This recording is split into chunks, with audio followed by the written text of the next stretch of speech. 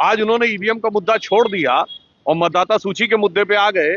इसका मतलब अब उन्होंने मान लिया कि ईवीएम हैक होने का आरोप झूठा था और आप आश्वस्त रहिए कि आगे वो इस चीज को भी झूठा मान लेंगे। और मैं एक बिंदु और कहना चाहता हूं, ये एक सोची समझी खतरनाक साजिश का हिस्सा है कि भारत की हर व्यवस्था के बारे में भ्रम पैदा करना। विगत 10 वर्षों में विपक्ष ने किन किन चीजों में भ्रम नहीं पैदा किया। सबसे पहले रफाल को लेकर सरकार के बारे में भ्रम पैदा करना, सर्जिकल स्ट्राइक को लेकर सेना के बारे में भ्रम पैदा करना, बालाकोट को लेकर एयरफोर्स के बारे में भ्रम पैदा करना, ऑपरेशन सिंदूर को लेकर जहाजों के गिरने के बारे में भ्रम पैदा करना। फिर इतना ही नहीं, याद करिए इन्होंने कहा एलआईसी बर्बाद हो गई, LIC all time high profit में है। स्टेट बैंक ऑफ इंडिया बर्बाद हो गई, state bank of India all time high profit में है। फिर उन्होंने कहा सेबी गलत है, सेबी का पूरी तरीके से वो निष्पक्ष निकला। उसके बाद याद करिए कोविड वैक्सीन के ऊपर इसी उत्तर प्रदेश के एक पूर्व मुख्यमंत्री जी बोले थे ना, बीजेपी का वैक्सीन, कोविड वैक्सीन को लेकर भ्रम उत्पन्न करने का प्रयास करना। और तो और इन्होंने राम मंदिर के मुहूर्त को लेकर भी भ्रम पैदा करने का प्रयास किया था। तो मुझे लगता है कि उनको समझाया इसलिए नहीं जा सकता क्योंकि जो समझना चाहे उसे समझाया जा सकता है। जो एक कहावत है कि समझ समझ के समझाओ उसको जिसके की समझ है, और जो समझ समझ के बिना समझे समझो कि वो ना समझ। डीजी ने कह दिया है पश्चिम बंगाल में आप लेकर सीमांत एरिया वहां एफआईआर के बहाने सीए लागू कर। ममता बनर्जी जी ने 4 अगस्त सन 2005 को भारत की संसद में बांग्लादेशी घुसपैठियों के मुद्दे का विषय 14 मिनट में 22 बार उठाया। और जब उनको लगा कि इसकी अनुमति नहीं दी जा रही है तो भारत के इतिहास में, अब तो खैर इनके आने के बाद बहुत बार घटनाएं हो गई, पीठासीन सभापति के ऊपर फाइल फेंक दी थी। आज ममता जी को क्या हो गया? आज उसकी जांच नहीं होने देना चाहती है। ममता जी का वीडियो अवेलेबल है जिसमें वो कह रही हैं पूरी जांच होनी चाहिए वरना सब फर्जी वोटर बन के बूथ कैप्चरिंग करके और ये सारी चीजें करने का प्रयास कर रहे हैं। तो ममता जी का डर समझा जा सकता है क्योंकि आपने देखा है एक दौर था यूपीए का शासनकाल में जब भारी संख्या में बांग्लादेश से घुसपैठिए यहाँ आते थे।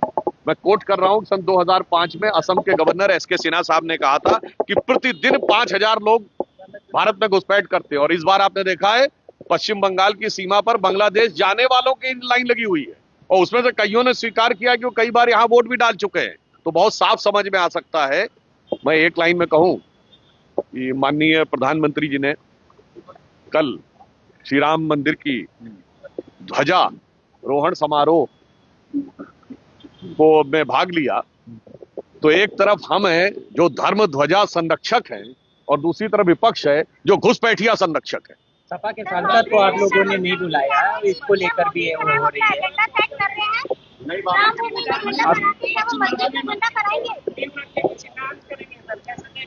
मुझे लगता है कि इन लोगों के वास्तविकता में दिल में क्या होता है बहुत साफ सामने आ जाता है। आपने देखा कि दिल्ली में आए थे प्रदूषण के बारे में प्रदर्शन करने और करने लगे नक्सलियों का गुणगान। उसी प्रकार ये सेकुलरिज्म का आवरण ओढ़े हुए ये तथाकथित बाबरी मस्जिद की बात करने वालों से मैं पूछना चाहता हूं, कोर्ट ने तो हमेशा उसको डिस्प्यूटेड स्ट्रक्चर कहा, विवादित ढांचा। ये बाबरी मस्जिद शब्द कहां से आया? और मैं याद दिलाना चाहता हूं 1857 में अवध को कैप्चर करने के बाद ब्रिटिश टाइम की जो पहली ऑफिशियल एफआईआर है उसमें उसके लिए मस्जिद जन्म स्थान लिखा है और वहां के मुतवली ने खुद साइन करके लिखा है नवंबर 1858 में फैजाबाद के थानेदार को कि 25 निहंग सिखों ने आके कब्जा कर लिया है मस्जिद जन्म स्थान पर।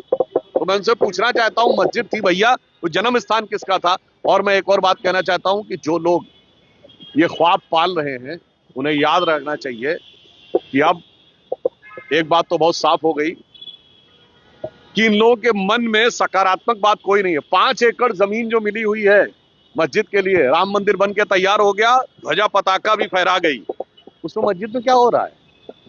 वो नहीं करना है और दिल में बाबरी के अरमान है।